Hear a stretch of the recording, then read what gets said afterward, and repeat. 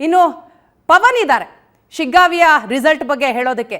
ಪವನ್, ನೆನ್ನೆನೆ ನಾನು ಹೇಳಿದ್ದೆ, ಬಿಜೆಪಿಯ ಭದ್ರಕೋಟೆ ಇದು, ಅದನ್ನ ಛಿದ್ರ ಮಾಡೋದಿಕ್ಕೆ ಕಾಂಗ್ರೆಸ್ ಜೊತೆಗೆ ಸರ್ಕಾರ ಎಲ್ಲ ಪ್ರಯತ್ನವನ್ನು ಕೂಡ ಮಾಡಿದೆ ಅಂತ. ಆ ಪ್ರಯತ್ನದ ಫಲವಾಗಿಯೇ ಇವತ್ತು ಈ ರಿಸಲ್ಟ್.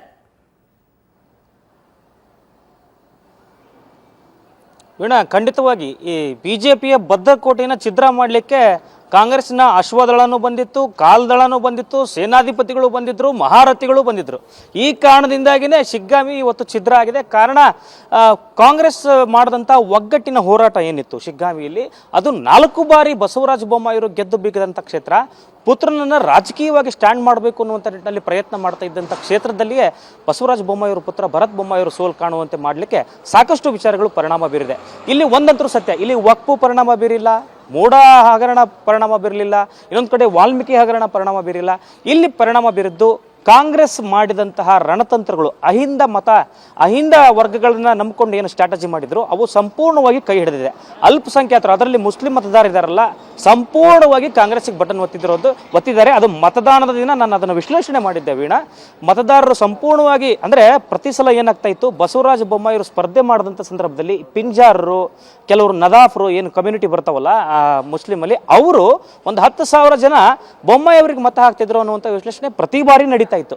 ಈಗ ಏನಾಯಿತು, ವಕ್ಫ್ ವಿಚಾರವನ್ನೇ ಮುಂದಿಟ್ಟುಕೊಂಡು ಬಿಜೆಪಿ ಹೋರಾಟ ಮಾಡಿದ್ರಿಂದ ಮುಸ್ಲಿಮರು ಎಲ್ಲರೂ ಕೂಡ ಒಗ್ಗೂಡಿದ್ರು. ಅದರ ಪರಿಣಾಮ ಮುಸ್ಲಿಂ ಮತಗಳು ಸಾಲಿಡ್ ಆಗಿ ಕಾಂಗ್ರೆಸ್ಗೆ ಹೋಗಿತ್ತು. ಇನ್ನೊಂದು ಕಡೆ ಕುರುಬರು ನೋಡಿ, ಇಲ್ಲಿ ಯಾಸಿರ್ ಖಾನ್ ಪಠಾಣ್ ರೌಡಿ ಶೀಟರ್ ಅನ್ನೋ ಫ್ಯಾಕ್ಟರ್ ವರ್ಕ್ ಆಗೇ ಇಲ್ಲ. ಇದನ್ನ ಸ್ಟೇಟ್ಮೆಂಟ್ ಮಾಡಿದ್ದೆ ಯಾರು, ಇದೇ ಅಜ್ಜಂಪೀರ್ ಖಾದ್ರಿ ಅವರು ಮಾಡಿದ್ರು. ಆದರೆ ಅವೆಲ್ಲ ವರ್ಕ್ ಆಗಿಲ್ಲ. ಕಾರಣ ಏನಂತ ಹೇಳಿದ್ರೆ, ಇಲ್ಲಿ ಬಹಳ ಪ್ರಮುಖವಾಗಿ ಮೂಢ ಹಗರಣದಲ್ಲಿ ಸಿದ್ದರಾಮಯ್ಯನವ್ರನ್ನ ಸಿಲುಕಿಸುವ ಪ್ರಯತ್ನ ನಡೀತು, ಸಿದ್ದರಾಮಯ್ಯನವ್ರನ್ನ ನಮ್ಮ ಸಮಾಜದ ಲೀಡರ್ನೇ ಸಿಲುಕಿಸುವ ಪ್ರಯತ್ನ ನಡೀತು ಅನ್ನುವಂಥ ಅನುಕಂಪ ಏನಿದೆ ಕುರುಬ್ರದ್ದು, ಅದು ಸಂಪೂರ್ಣವಾಗಿ ವರ್ಕೌಟ್ ಆಗಿರೋ ಕಾರಣದಿಂದಾಗಿ ಕುರುಬ್ರು ಒಟ್ಟು ಸಾಲಿಡ್ ಆಗಿ ಕಾಂಗ್ರೆಸ್ಗೆ ಬಂತು.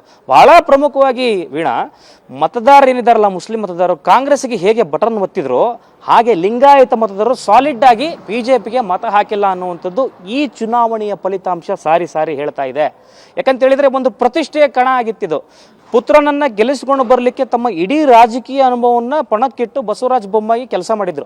ನಿಜ ಹೇಳ್ಬೇಕಂತ ಹೇಳಿದ್ರೆ, ಚುನಾವಣೆ ಘೋಷಣೆ ಆದಾಗಿನಿಂದ ಅವರು ಟಿಪಿನೇ ಬರ್ತಾ ಇದ್ದಿಲ್ಲ. ಟೂರ್ ಪ್ಲಾನ್ ಯಾವ್ಯಾವ ಹಳ್ಳಿಗೆ ಹೋಗಿ ಪ್ರಚಾರ ಮಾಡ್ತಾರೆ ಅನ್ನುವಂಥದ್ದು ಮಾಧ್ಯಮಗಳಿಗೆ ಸಿಗ್ತಾನೆ ಇರಲಿಲ್ಲ. ಪ್ರತಿಯೊಬ್ಬ ಮತದಾರನ ಮನೆಗೆ ಹೋಗಿ ಅವರು ಅಪ್ರೋಚ್ ಆಗಿದ್ರು. ಈ ಕಡೆ ಕಾಂಗ್ರೆಸ್ನವರು ಅದೇ ರೀತಿಯಂತ ಸ್ಟ್ರಾಟಜಿ ಮಾಡಿದ್ರು. ಮಯೂರ್ ಜಯಕುಮಾರ್ ಚುನಾವಣೆ ಘೋಷಣೆಗಿಂತ ಮುಂಚೆ ಬಂದು ಕಾಂಗ್ರೆಸ್ ಮುಖಂಡರು ಅವರು ಇಲ್ಲಿ ಬೂತ್ ಮಟ್ಟದಲ್ಲಿ ದೊಡ್ಡ ಸಭೆಗಳನ್ನು ಮಾಡ್ತಾ ಹೋಗ್ತಾ ಇದ್ರು. ಬಹಳ ಪ್ರಮುಖವಾಗಿ ಸತೀಶ್ ಜಾರಕಿಹೊಳಿ ಅವರನ್ನ ಪಠಾಣ್ ನೆನಪಿಡಬೇಕು, ಯಾಸಿರ್ ಖಾನ್ ಪಠಾಣ್. ಯಾಕಂತ ಹೇಳಿದ್ರೆ ಸತೀಶ್ ಜಾರಕಿಹೊಳಿ ಅವರು ಶಿಗ್ಗಾವಿಯ ಹೊರಭಾಗದಲ್ಲಿರುವಂಥ ಗಂಗಿಬಾವಿ ಅನ್ನುವಂಥ ಒಂದು ಹಳ್ಳಿಯ ರೆಸಾರ್ಟ್ನಲ್ಲಿ ಕುಳಿತುಕೊಂಡು ಯಾವ್ಯಾವ ರೀತಿ ಸ್ಟ್ರಾಟಜಿ ಮಾಡಬೇಕು ಅಂತೇಳಿ ಹಳ್ಳಿಗಳಿಗೂ ಓಡಾಡಿ ವಾಲ್ಮೀಕಿ ಮತದಾರರನ್ನ, SC/ST ಮತದಾರರನ್ನ ಓಲೈಕೆ ಮಾಡಿದ್ದೇ ಬಹಳ ಪ್ರಮುಖವಾಗಿ ಬಿಜೆಪಿಯ ಹಿನ್ನಡೆಗೆ ಕಾರಣ ಆಯಿತು.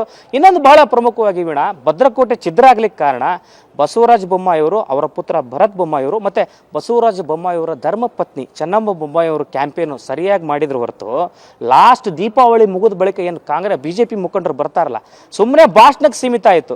ಲಾಸ್ಟ್ ಅವರು ಅನಿವಾರ್ಯವಾಗಿ ಮಾಡಿರೋ ಪ್ರಯೋಗ ಏನಂತ ಹೇಳಿದ್ರೆ ಹಿಂದುತ್ವದ ಅಸ್ತ್ರ. ಶಿಗ್ಗಾವಿ ಸಂತೆ ಮೈದಾನದಲ್ಲಿ ಭಗವಾ ಧ್ವಜ ಹಾರಿಸಿದ್ರು. ಇನ್ನೊಂದು ಕಡೆ ವಕ್ಫ್ ವಿಚಾರದಲ್ಲಿ ಸಂಬಂಧಪಟ್ಟಂತೆ ಕಡ್ಕೋಳದಲ್ಲಿ ಒಂದು ಗಲಾಟೆ ಆಗಿತ್ತು ಸವಣೂರು ತಾಲೂಕು. ಅದೇ ವಿಚಾರವನ್ನು ಮುಂದಿಟ್ಟುಕೊಂಡು ಒಂದಿಷ್ಟು ಪ್ರಚಾರವನ್ನು ಮಾಡಿದ್ರು.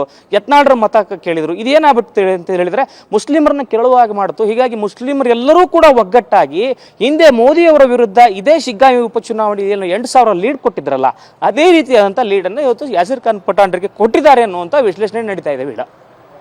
ಎಸ್ ಹಾಗೆ ಸಂಪರ್ಕದಲ್ಲಿರಿ ಪವನ್, ಮತ್ತಷ್ಟು ಮಾತನಾಡ್ತೀನಿ.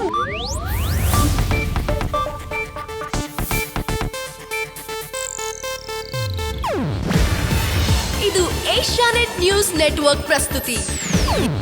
ನೀವು ನೋಡ್ತಿದ್ದೀರಾ ಏಷ್ಯಾನೆಟ್ ಸುವರ್ಣ ನ್ಯೂಸ್.